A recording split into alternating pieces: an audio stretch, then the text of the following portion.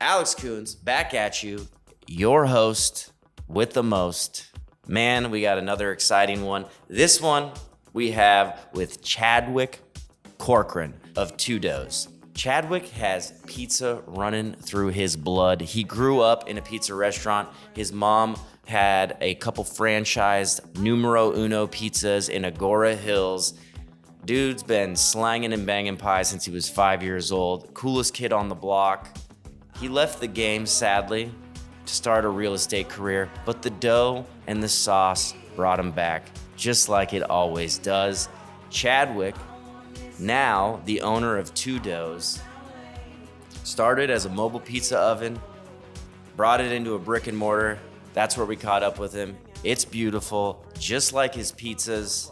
And Chadwick is a scientist. He is a wizard of the sourdough. You can tell he is a king of the grain. Chadwick is the three wise men: the bran, endosperm, and the germ. This guy knows his stuff. Bill Nye the Science Guy would have a lot to learn from Chadwick. I've been making pizzas for 17 years and my head was spinning, but I think you're really gonna enjoy all the knowledge that Chadwick drops.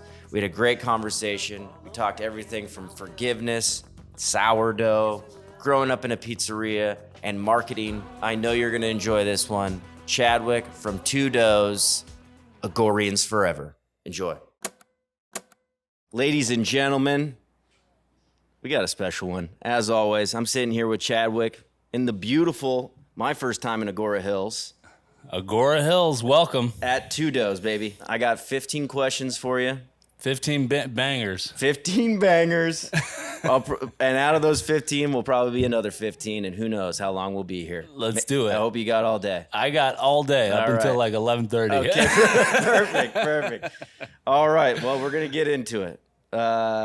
What attracted you to pizza, and who ultimately taught you how to make it? Oh my goodness. This goes right into the beginning of my pizza life. At 5 years old, I was actually raised in the booths of my mom's pizza restaurant. And I was stretching pies at 5 years old, and all the delivery guys would come in and ask, like, hey, when's Chadwick gonna come cook us some pies? Because I ended up getting so good at it.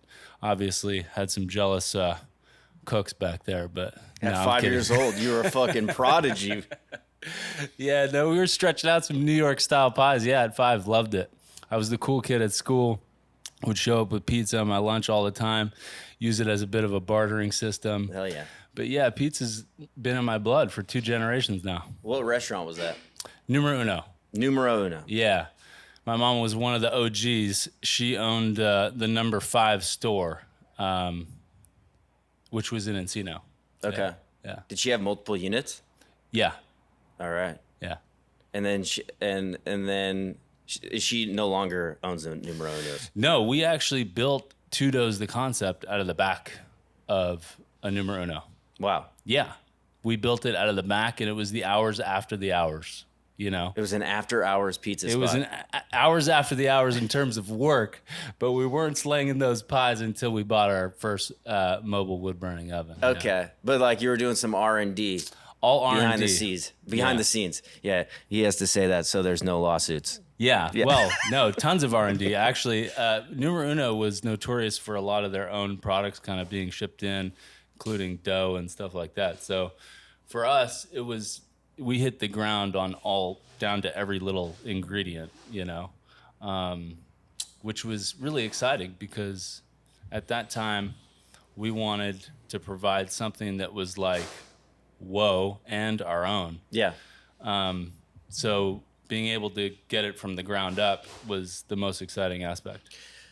At a numero uno, was there a dough machine? Mixer? Yeah, a mixer. Traditionally, no. Yeah, because everything was being shipped in. And there's rules when you have a franchise. Just so everyone who's listening that isn't from California, because numero uno is special to this region. Yeah, it's, you know, the franchise, is special to this region. I think that they got up to about 80 stores, but in their heyday. But I think they opened some in Florida, but it's they're still primarily around, aren't they? California. Yeah, I think there's like What would you compare numero uno 8 to 10. That's a great question. That is a great question. Thank you. What would I compare numero uno to? Well, in its heyday, you would compare it to like a Chicago, like a nice Chicago style pizza joint, even though it wasn't Chicago style, it was Sicilian. Yeah. Which is totally different. But yeah, I mean, I would hate to say this. This sounds terrible. I'm going to do it. Do it. But like Pizza Hut. Okay. To a degree. Yeah. Dude, but a better Pizza Hut. A much better Pizza Hut. Well, I'll tell you this. Pizza Hut in its heyday, fire.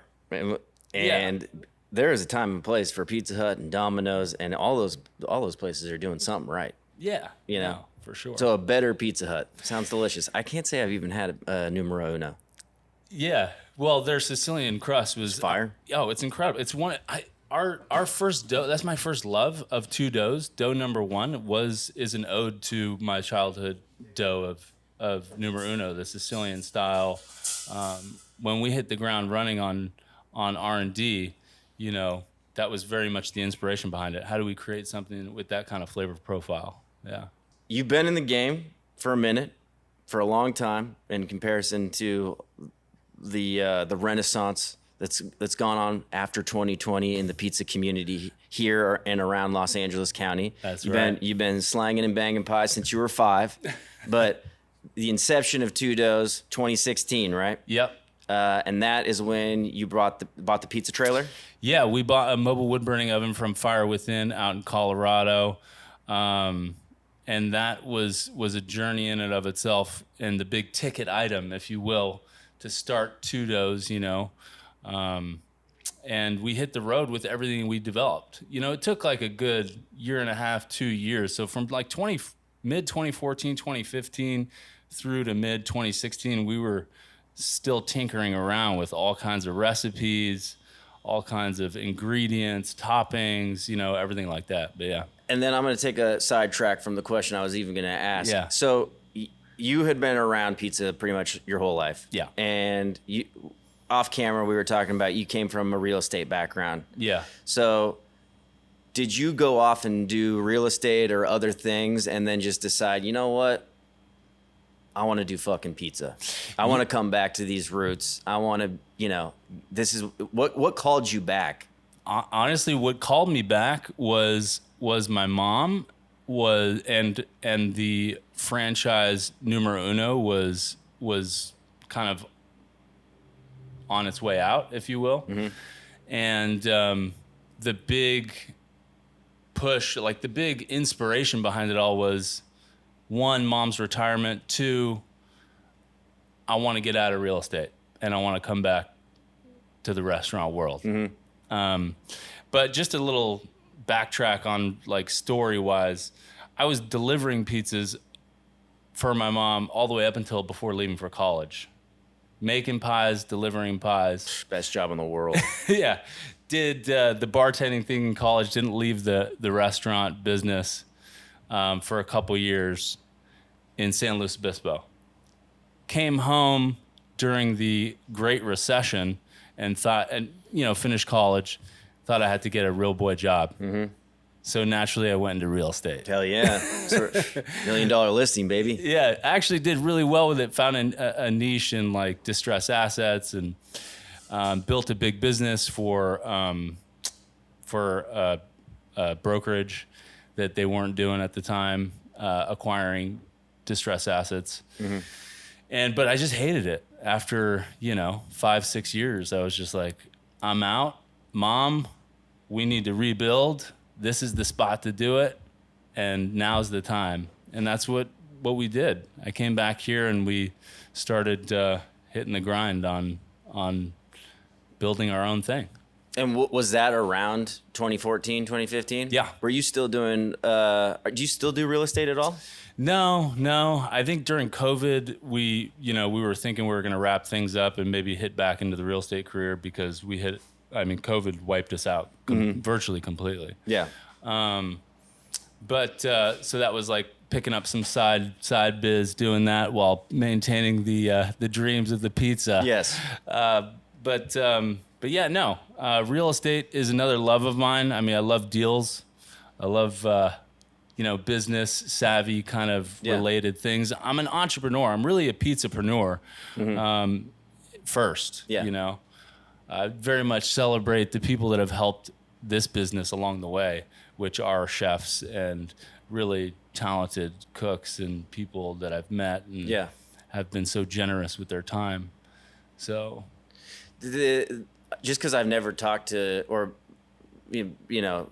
brought up the franchisee conversation, so I'm a little interested, and hopefully you can answer the question. But when your mom was going into retirement, or like just kind of being like, all right, I kind of want to get out of this, do you sell your rights as a franchise owner, or do you how do you exit that game? Honestly, when I say the motivation was retirement, it was how were you going to build a retirement for my mom. Got it. Yeah, the business she'd been in it for so long, and she had been grinding it out for 30 plus years, but Numero Uno, unfortunately, didn't provide a lot to their franchisee owners down the road.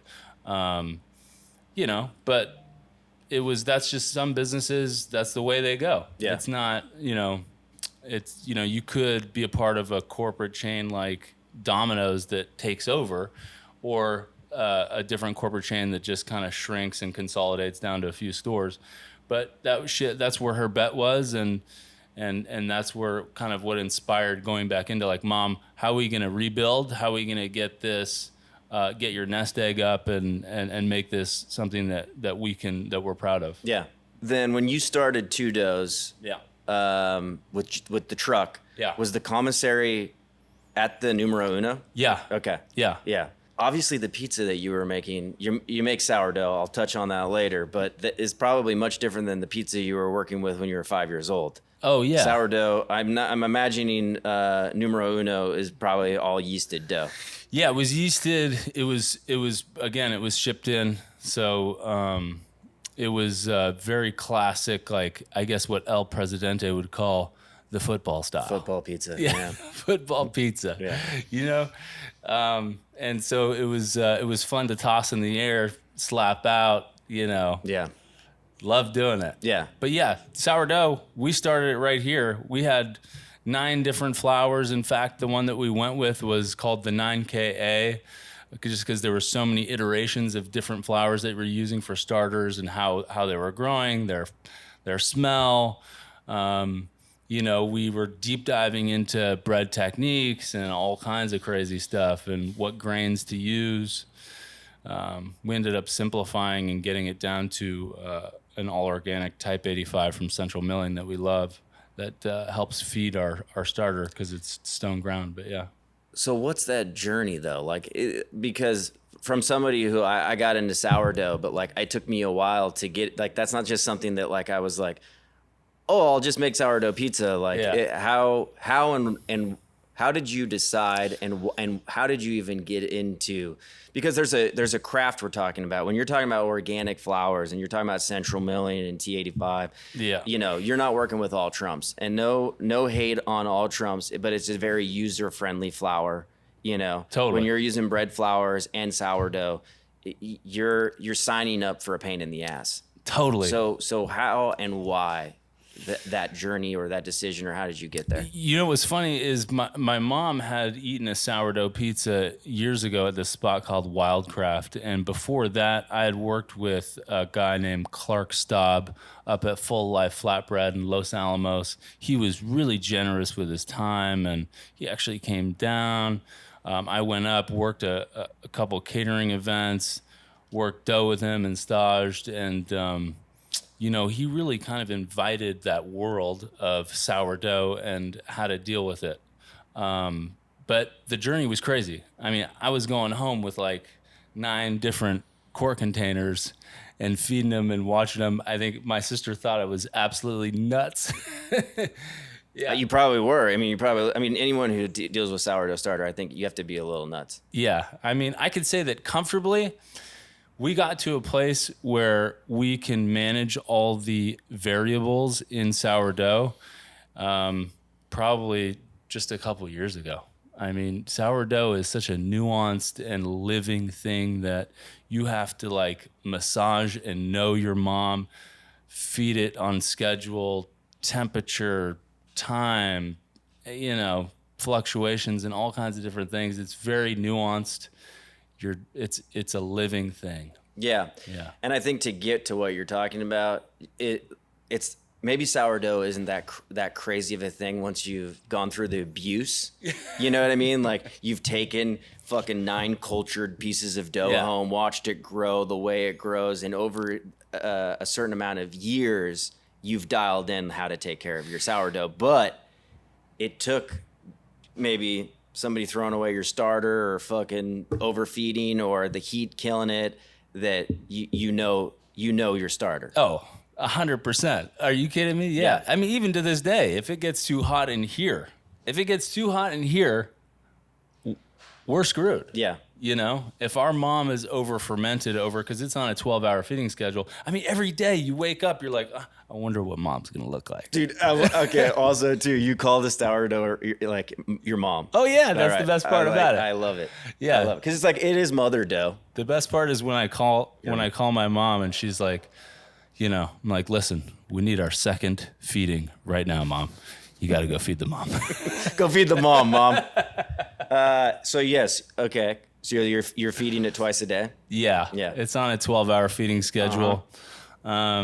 We really prize ourselves in, and this is, of course, so you talk about like the pain and struggles of sourdough. Even worse, we like a really acidic. That's our tanginess to our dough is what we consider our signature of 2 doughs. Okay. And to get that, you're sacrificing. You increase the flavor, but you sacrifice structure. Yes. So your line cooks and your guys can be like, go fuck yourself. Yeah, this is terrible. What are you doing? But we have found a way, and I consider ourselves renegade bakers because we're not classically trained. The things that we've done are kind of nuts. Like we autolyze, cool and autolyze. We ice bath our add water. Like we do a really cold fermenting on everything. Everything's cold. Mixing cold. Everything's cold. So just really unique stuff to kind of maintain structure while maintaining high acidity in the dough to maintain the tang and the flavor profile that we're going for. So it's a balance between structure and flavor, and you're constantly battling that. Yeah. Thank you. That was good. I love it. Yeah. Everything you're saying, it's like poetry. Yeah. Is your starter 100% flour, 100% water? Yeah, it's 100%. Yeah, it's 100% hydration. hydration. Yeah. Stiff Levans get even more tricky. Yes. Yeah. How big is a batch of dough?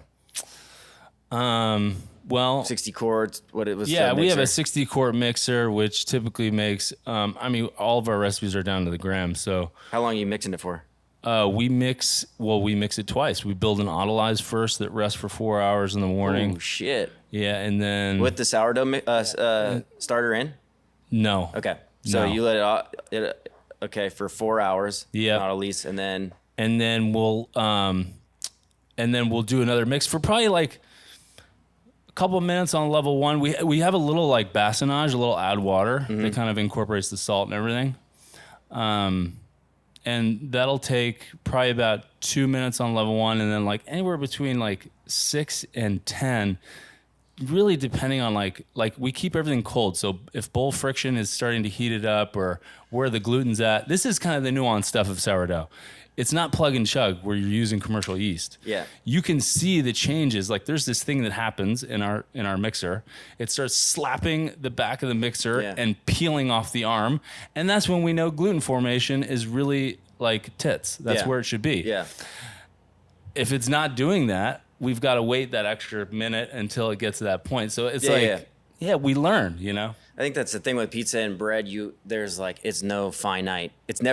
You can't just be like mix for 2 minutes, add water, or mix for another 1 minute. It has to be like watched. There's the technique, like even when you're working the oven, you know what I mean? Totally. Your dough's gonna react different all the time. Yeah. All right, what was I getting at with that? So what? Maybe it mixes for a 12. Is it a full 12-minute mix? Anywhere between 8 and 10 minutes. Do you only make one batch of dough? Or would you pull out a batch, let that sit on the table, and then put it back in? No, like today we'll be making 3 batches of dough. Okay. But we have a big catering event Yeah, we do a 24-hour cold bulk ferment. There we go. So 24-hour cold bulk ferment, and then we portion the next day and do another 24-hour portion ferment. No dough is sold here that isn't fermented for at least 48 hours.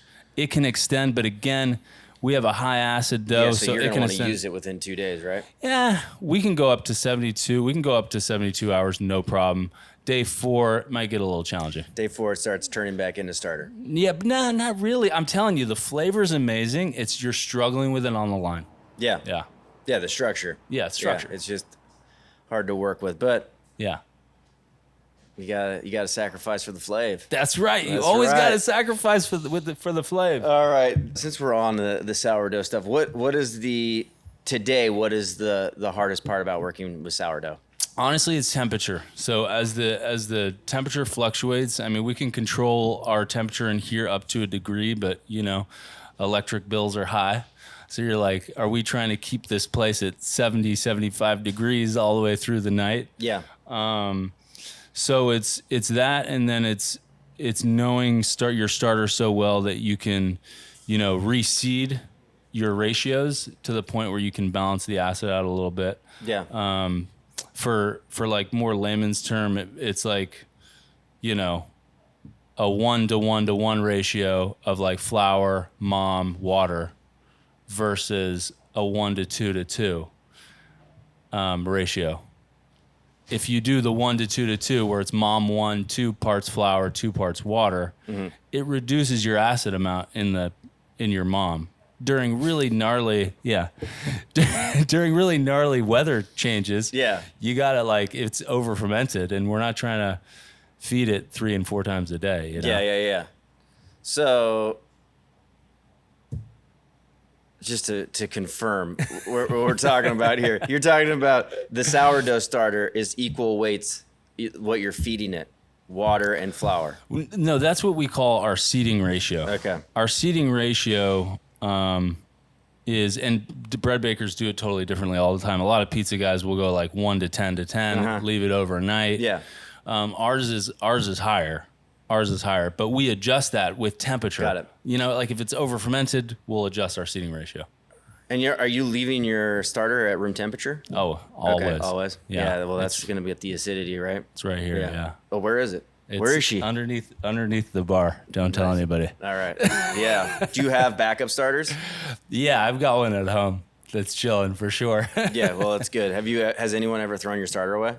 No, never. And then with this starter, did you grow it yourself or did you get it from somewhere? No, grew it from the ground up. All right. In fact, like I said, we had like 9 different ones going. That's right. And it was a big learning curve for those like first 7 to 10 days, seeing if we were doing anything correct. And then you just, you picked the strongest one? Picked the strongest one, the one that smelled more like fruity, aromatic, and wasn't like, because we were dealing with like Baker's Craft, the Beehive, we were doing rye, which was weird. We were doing a bunch of different things. Yeah. And then that one was the most vigorous and smelt the most like fruity and what clean. You wanted. The Type 85 stone ground wheat, yeah. And that's what you feed the starter? Yeah. And is that the only flour that you use? No. Can you let us in on the blend? 100%. And it's all organic. Yeah, it's all organic from Central Milling. We have their Type 85, we have their High Mountain High Gluten, and we have their Type 00, all organic flours. And those are mixed. And, everything in pizza and everything in bread, if you're serious, everything has a reason behind it. The high gluten we incorporated because of our high acid content in our dough. For structure. The Type 85, because the stone ground wheat actually has germ that really helps your mom get vigorous, and we actually have the malted version. So, and that sugar will help it as well. We're bread geeks. And it's better for you, right? Yeah, way better for you. Get a little bit of that whole wheat in there. Yeah, in fact, naturally leavened bread unlocks the ash value or the nutrient-rich density of the grain. Yeah. And that happens because the culture has millions of different microbes doing all different jobs as opposed to one commercial yeast strain doing one job. You know, other microbes in a wild yeast culture is going to produce acid. It's going to produce acetic and lactic. It's going to produce CO2. It's going to break down the grain. All those different genetics are doing different things to the grain, which unlock the actual nutrient-rich density, which makes it much more gut-friendly and healthy. Usually, I didn't know I was sitting next to a scientist, dude. Most guys will just, oh, this flour is good. Oh, this flour is good. I mean, it takes a long time for you to decide, like, hey, I'm going to use a mix of 3 flours. You only feed mom one type of flour? No, 2 types. Okay, 2 types of flour, Yeah. and then you have a mix of 3 in the actual dough. Yep. And then, what is it, 20% the T85 from Central Milling? Close to that? Roughly. Yeah? Yeah. And then was it just tinkering with the other 2? Yeah, totally tinkering. Yeah, we didn't. Yeah, because too much of the high mountain created a different product. Too little of it, then you were dealing with structure issues. So it was definitely a tinkering. The Type 00 is like I mean, it's just amazing, just the way that the grain is cut and how it performs in high heat. So you need it, you know. Were you ever using anything other than Central Milling in the beginning? Yeah, we tried a few different flours. And then was Two Doughs always sourdough? Always a full Levant. I mean, we messed around with Biga and Poolish. Mm-hmm. In fact, Tom Douglas from Serious Pie, who had a blog, and I was like connecting with him a lot up north. He just like had like a general blog with like a chat underneath it. And he kind of released the fact that his pie was a Poolish, and that's when we started getting into Poolish as well. But found that with a full Levant, and of course the most painful, difficult way, you find the hardest way to do it to create the product. Of course, is a Levant, is a full naturally leavened sourdough. Yeah.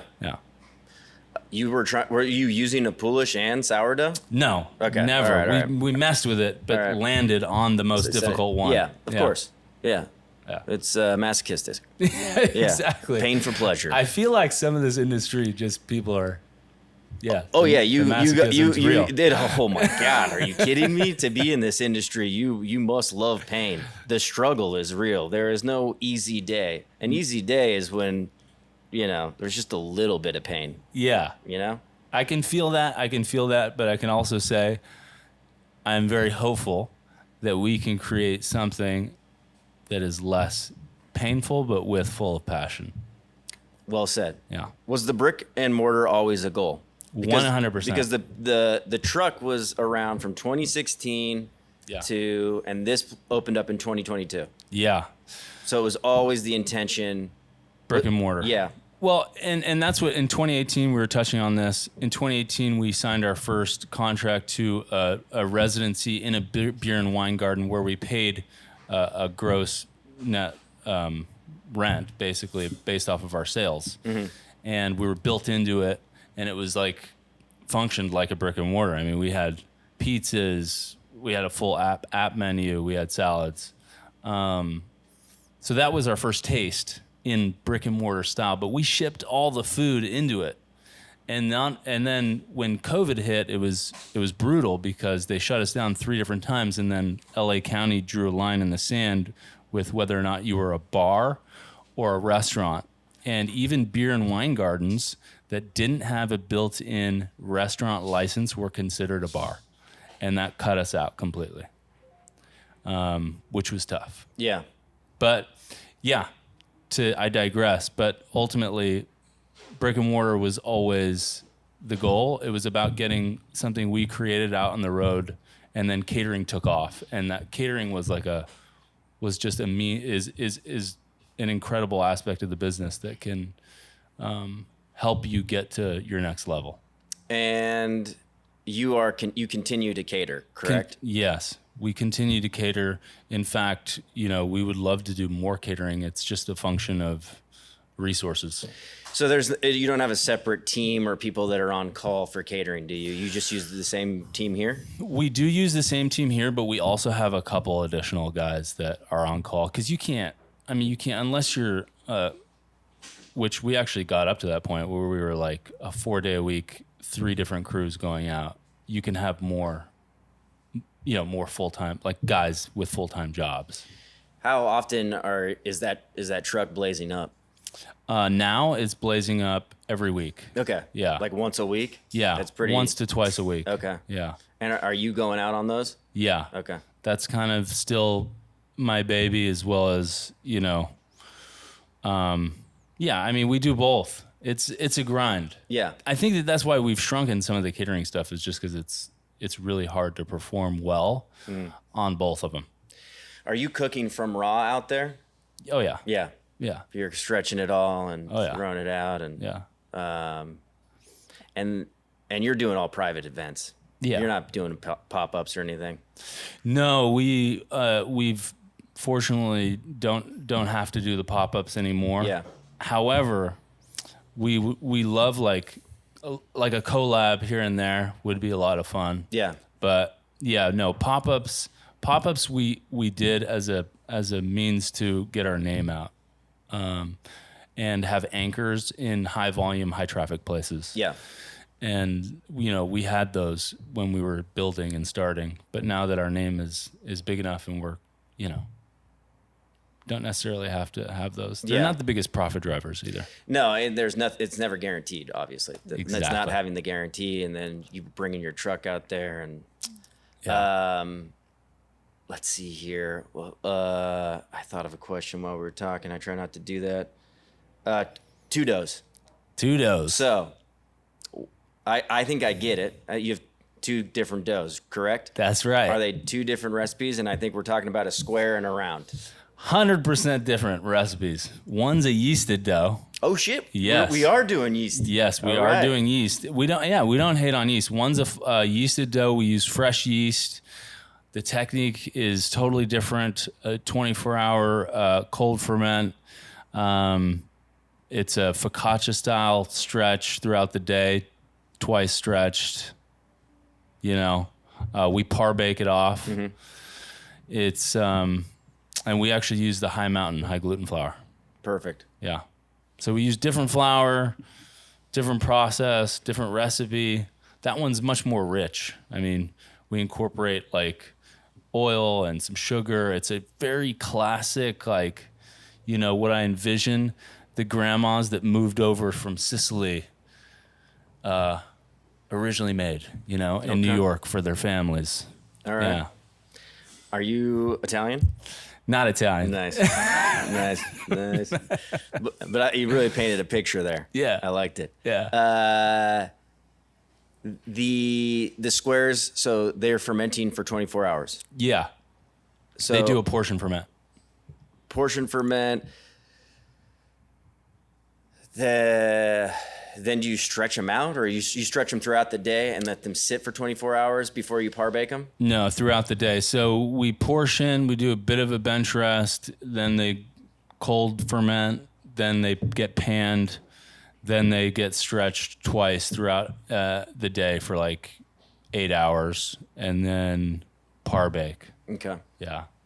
Love the par bake. The par bake's the key. It's you the cannot only way to hate me. on the par bake for these pizzas, the Sicilian style pizza. You want that like crust to crunch a little bit. Mm-hmm. You got to go with a par bake. I think you got to go with the par bake. The sauce, and you start doing that stuff raw. I think unless your oven is blazing at the highest degree and it's going to be like that the whole time, you're going to run into raw dough issues. Raw dough issues. Thank you. For all those people out there that don't know about the raw dough issues of the Sicilian thick crust. Well, also people call the Detroit, which is a subcategory of Sicilian.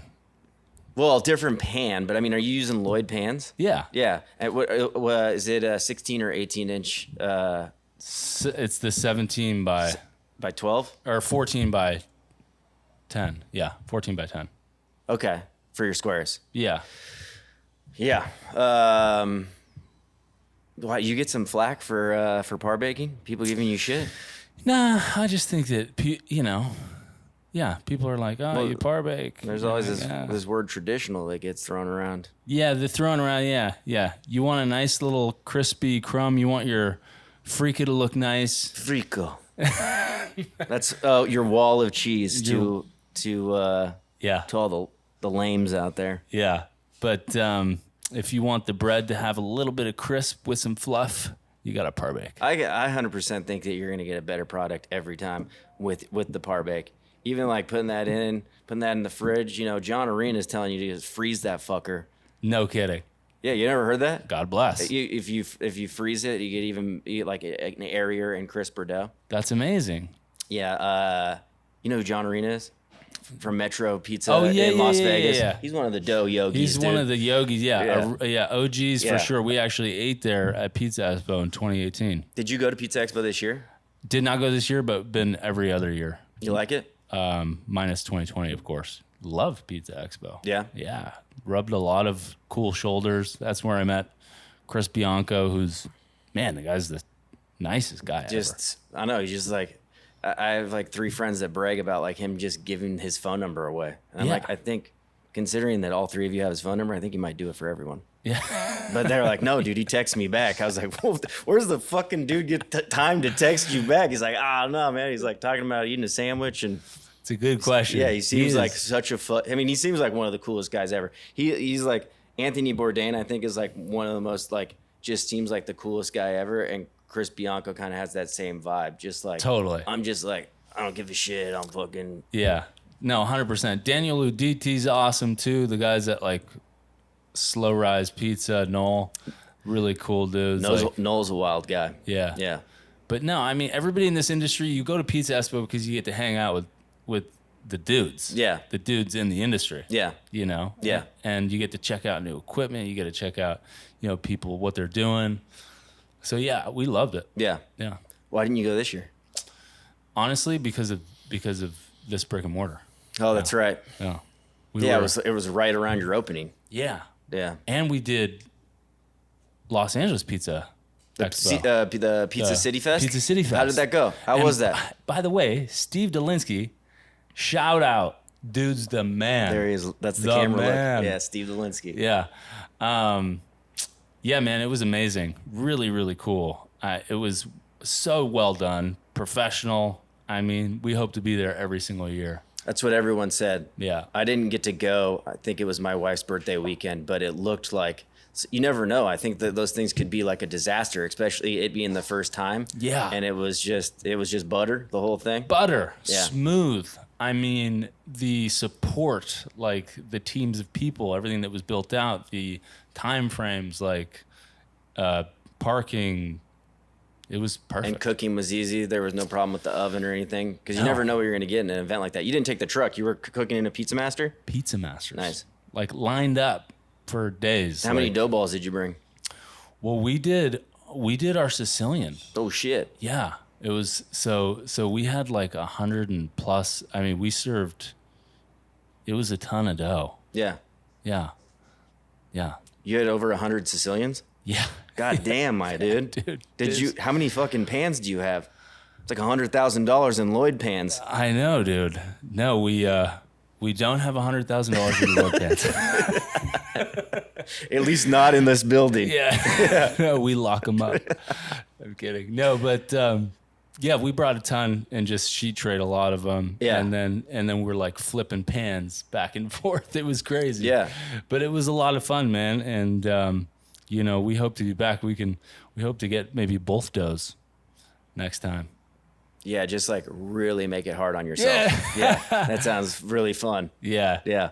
We like it hard. Yeah, for sure. it sounds like it. It's not but if it ain't hard, I don't know where I was going with that, but nothing is easy if you want to make something great, Do you recommend every shop take full advantage of like some kind of catering program? Yeah, without a doubt. I think that catering is definitely something that there's still a huge market like segment where you can grow. There's just a ton of events that people are looking for quality caterer still. Mm-hmm. I mean, it would be hard for us to facilitate everything that people ask us to do. So there's plenty of room in the market for anybody looking to get into it. And you're doing everything from like what?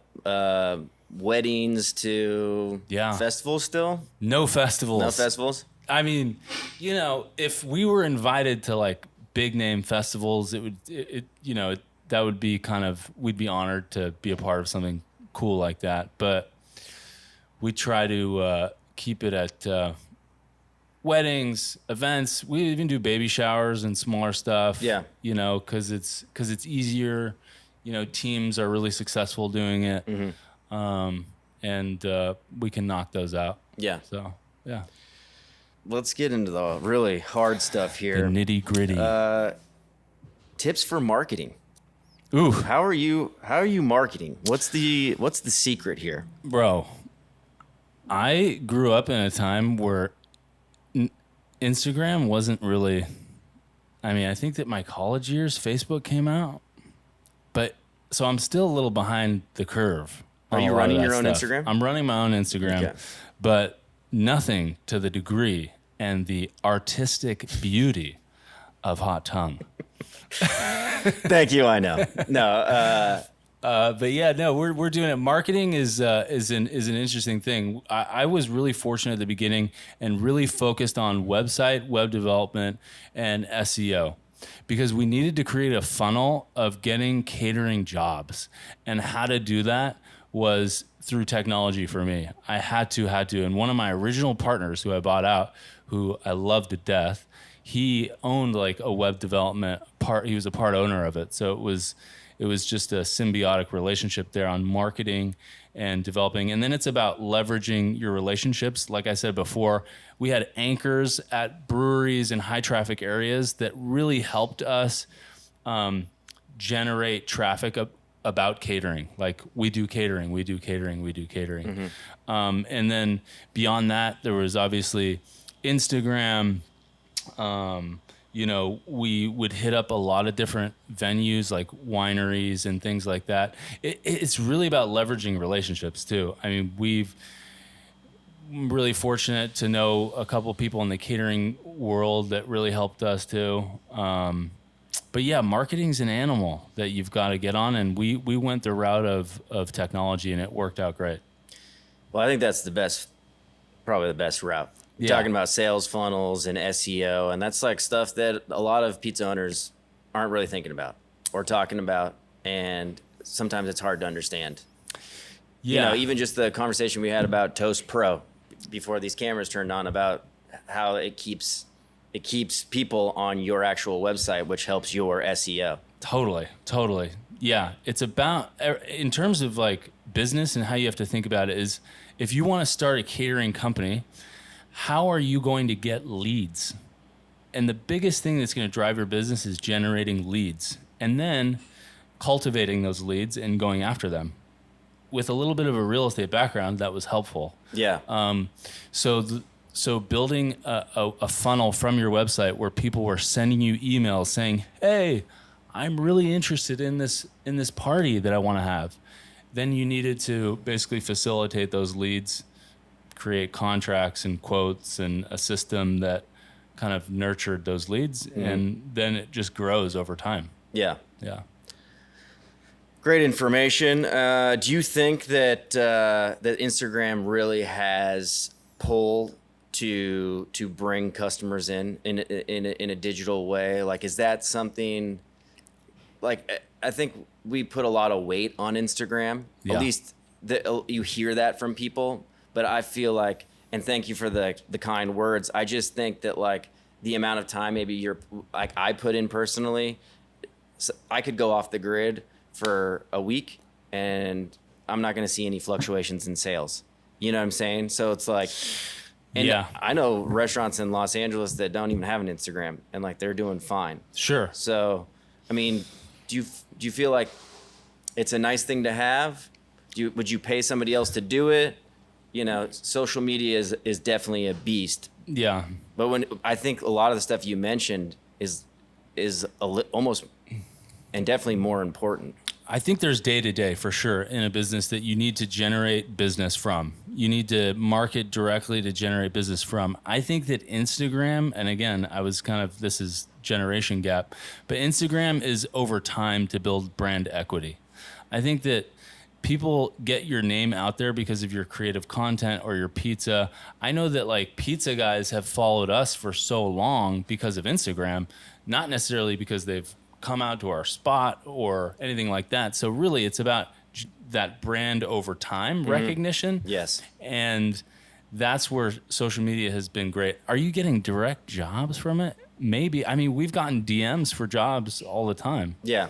So that's a good thing for sure. I think that there's a way to train people to go to your website from Instagram, which can help your lead generation. Okay. I think that they're definitely building more tools that are like business friendly to generate, business from it. Yeah.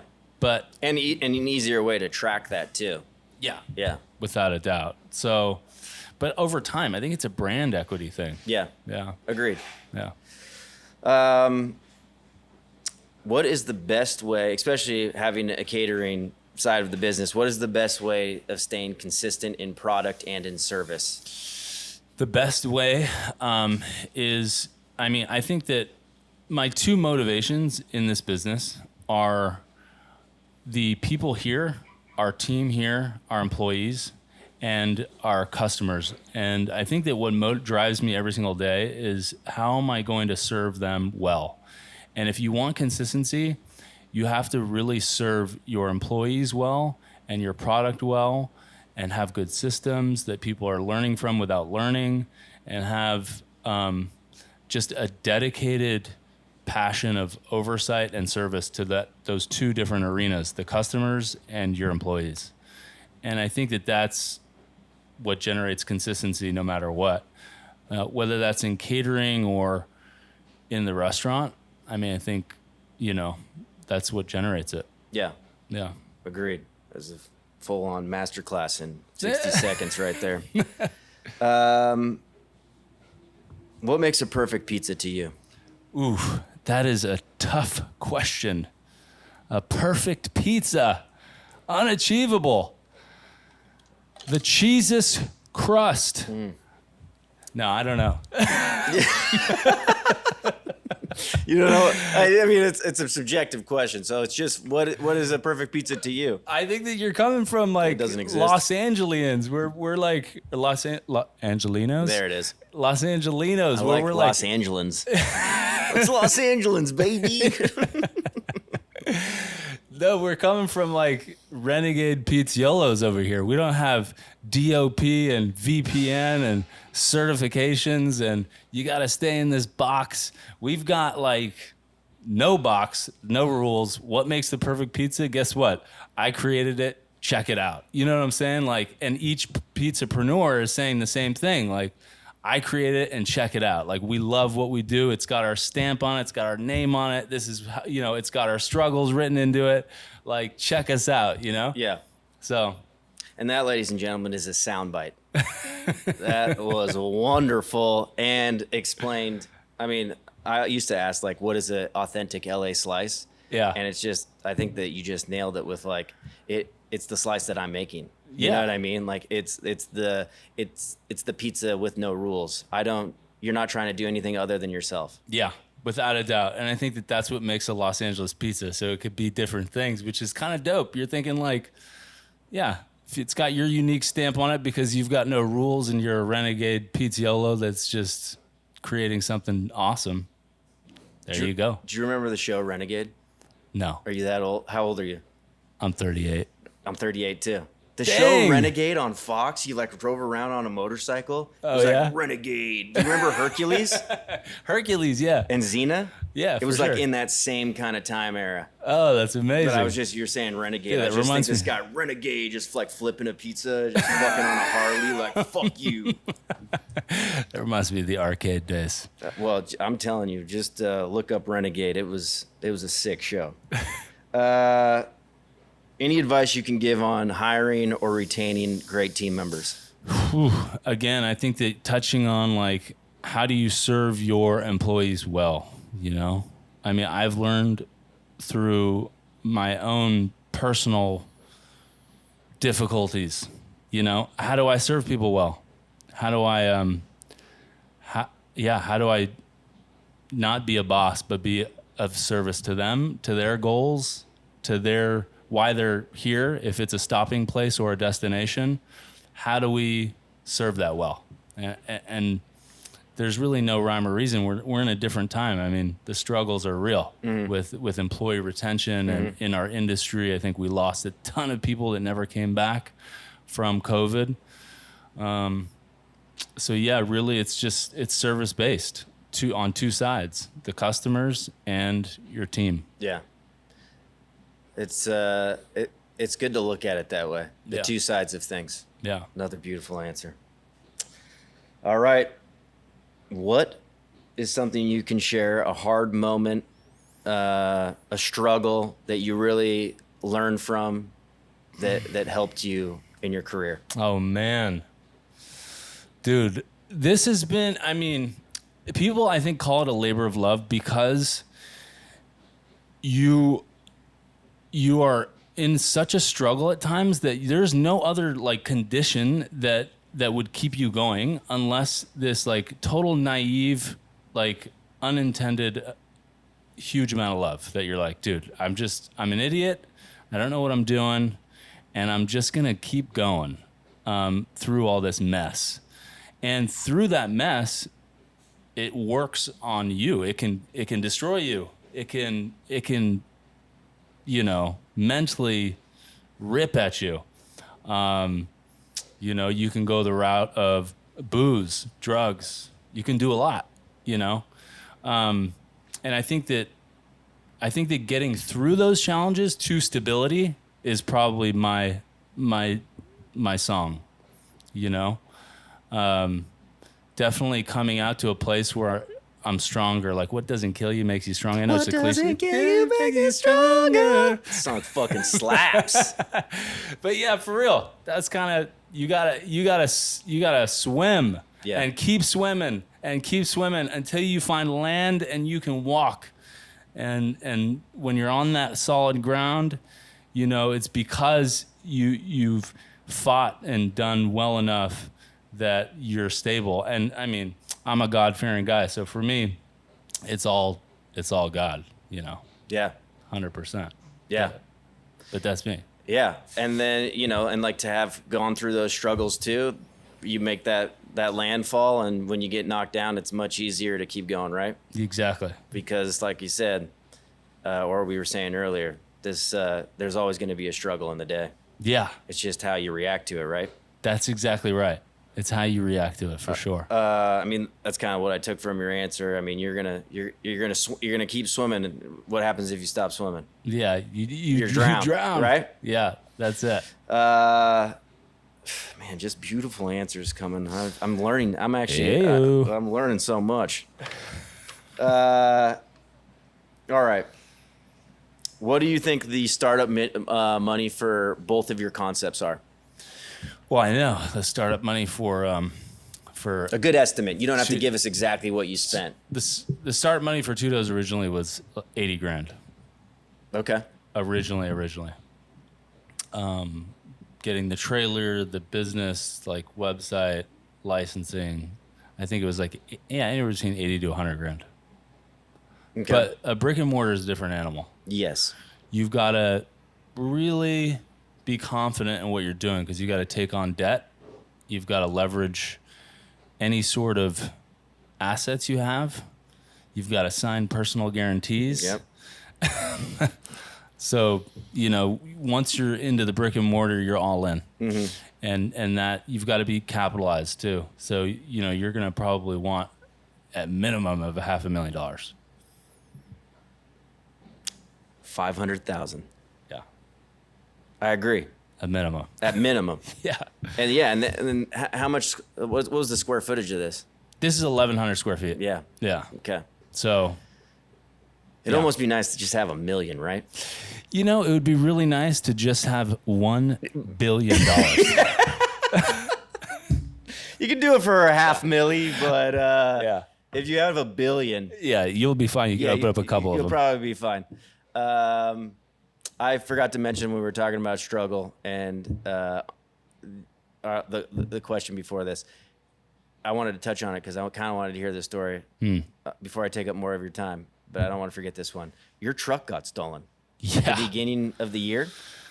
Dude. And talk about waking up or you never know what's going to happen, you know, running a restaurant and being an entrepreneur. And to wake up and your truck be stolen. Can you take me through that story and what happened? Yeah, it was horrible. We actually, what was crazy is it was right in front, right here, where these cameras are set up. There's a little space right here that it's parked. And you think to yourself, wait, there's no way anybody's going to have the balls to take your custom 6,000 pound, 17 foot with a massive Tudo's mosaic tile on the outside. Yeah, it says your name on it. It says your name on it with like sinks, the whole nine, and just rip it away. And even crazier, I was betting on the fact that it's so impossible because the way that this particular oven is built, it's like you need an F250 minimum, or you need a weight distribution hitch, or else it's gonna so you can't take it with any truck. You can't take it with an F150 unless you have this crazy whammy barred weight distribution hitch that's custom built to your truck. Yeah. So I thought, impossible. Nobody can do it. I mean, unless you have a massive truck and you really want it and it's custom. But going through the story, I woke up, we were here at 5:30, 5:45 starting bread. I was actually training a new bread guy. I had walked, I think, in through the back door or the front, I'm not really sure, but vividly remember sitting out here and doing paperwork with him and just kind of introducing him to the team. Here's the W4 and here's our onboarding package. And I looked out to my right and I was like, that spot looks a little empty. And my heart just like the whole, like, you know, in those moments, like you're just like life is taken out of you, you know? And we were just like, the trailer's gone. And I ended up calling my mom right away. I was like, Mom, the trailer's gone. And she just massive gasp on the phone, like, what? We called the cops. They came. For those of you that don't know, the trailer's still gone. And that's been like 6-8 months. Brutal. What? My goodness. Yeah. If you have the trailer, bring it back, all right? You know what I'm saying? If you're listening. This is a PSA. Yeah. If there's a trailer with a Tudo's mosaic on the back, bring it in. Don't paint over it. Call the number. Do you think that, I mean, like you said, you would have, was there cameras out here? No, there wasn't. We actually had fake cameras. We kind of think like people did some recon because there was 2 fake cameras here in that like those little domes to scare anybody. And you would have to know that they were fake. And of course, the cameras down the road were not working. And of course, like the cameras down that way were not working. So literally nobody, we went around asking who, what, where. It was gone. Yeah. Yeah. I mean, technically it was gone. Man, so how did you deal with that? Were you upset? Did you have resentment? Was there, these things you could kind of like start feeling sorry for yourself? Oh, for sure. At first, you're just like, you feel really violated. Yeah. And it's a huge challenge. But through the process, it was about moving on, right? And I think that one thing that I've learned just through faith, Jesus is the man, by the way. No doubt. Forgiveness is an interesting thing because if you don't forgive, you keep the cycle, the chain going of vengeful, like, how am I going to get back? How am I going to do this? And that perpetuates itself over and over and over again. So people that have been hurt in their life, people that have done things that have hurt you, and you maintain that posture of I'm gonna get them back. Well, that chain never breaks. The only thing that breaks it is forgiveness. And that's why the power of God is so profound, because if that's what you believe in, that's what helped me get through something like that, because I had to break that chain and be like, you know what? Like, we got to move on, and those people, whoever did it, we got to forgive them and move on and figure out how to proceed. Because I guess if you don't, then you're just living in your own little prison. Exactly. How do we get back at them? How do we, get even? Let's find out who it is. What am I owed? Yeah, that's the problem. We don't have the ability. We're fallible human beings here. Yeah. To balance the scales is just virtually impossible. Yeah. So. Well, that story of forgiveness could probably put that in any situation in the restaurant industry. Exactly. You know what I mean? That's, for sure. Well, if you have that trailer, hopefully it's getting good use and you needed it more than our man Chadwick here. Yeah. Yeah. Hopefully. But bring it back. So what, did you have to buy a whole nother oven? Yeah, we were fortunate. We had you had multiple? We had a second. Like I said, at one point we had 3 crews going out. So we had a second one that functions well. We had to turn away a lot of big events, and it crushed the momentum with the catering, because we were really confident in what we were doing here, and we were like building that back up. So it really slowed things down. That's but we're fine. I mean, we're doing well, and people are still receiving the product really well, which is all that matters. Mm-hmm. And the customers in our community here, which, by the way, shout out to Agoura Hills, born and raised in this town. We're here to serve Agourians.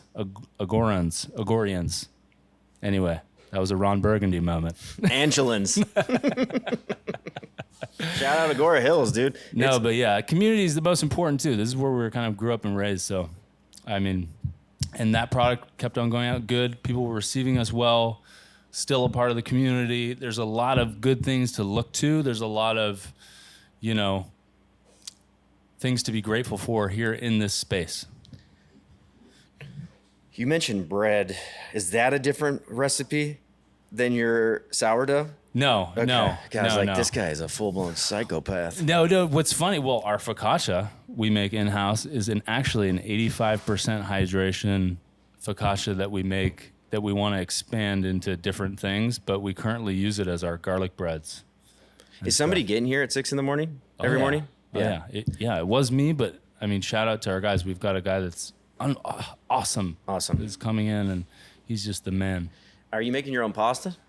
No. Okay. We would like to, though, but it's just a function of challenging labor. That is you got a pretty massive menu. You make your own meatballs? We make our own meatballs, our own sausage. You grind it? We do not grind our sausage. Right? Yep. And then what is like the percentage of your sandwich sales? Off top.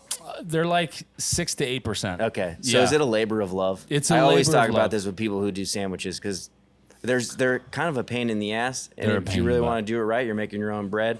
And then to get back 8-10%, is it something you love offering? Yeah, it's just your systems and your pars have got to be on point, and you've got to just know what your sales are there. Yeah. And we repurpose a lot of our bread. So we repurpose it into our sourdough croutons, into our meatball mix, into different things that we use the bread for. Yeah. But yeah, it's and we use really good meats too. Prosciutto cotto. We have a coppa that's really good, and a calabrese. But we use the calabrese for pizza. It's about cross-utilizing things. It's about knowing your pars and stuff. But yeah. I see a lot of wine behind me. Did you hand pick out all your program? Hand selected. Yeah. Yeah, I actually was an agricultural business major at Cal Poly. Okay. Agribusiness. Let's hear it. And So I was fortunate to take some wine and viticulture classes, which started my love for wine and Central Coast wine, really.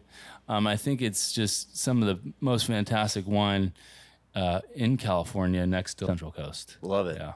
I also love wine. Awesome. Yeah. Yeah. But mostly just for the alcohol. There you go. All right. One of the last questions here, and one of my favorites. What is the greatest band of all time or artist? Oh my and why? Wow. That's brutal. I saved the hardest one for last. Honestly, my cousin Hugh is my entire music guru, and we went to Coachella's for many years and schooled me in music because he's so musically gifted. But personally, I really don't know a lot about music. So I may say, let's see, the best band or artist to you. Man, that's tough. That's really tough. Kings of Leon has gotten me through some stuff. Great band. Yeah. Great band. So we'll just go there. Okay, we're going Kings of Leon. Yeah. They got me through some breakups, dude. There you go. Yeah, Sex is on Fire. What was there like? What year was that? Black Keys got me through the Next Girl. Okay. Also, great band. Yeah. There you go. Did you see them at that Coachella? Yeah, I did. I was there too. No way. Yeah, we were probably standing right next to each Dude, other. we were for sure standing We're like the next to each same other. age. I'm pretty sure we're best friends now. Yeah, we are. Yeah. Did we just become best friends? I think we're best friends now. Yep. All right, where do we go to talk? Where do we go to check you out? Where do we go to do business? Where's the best way to connect? Dude, Tudo's everything. Tudos.com, Tudo's Instagram,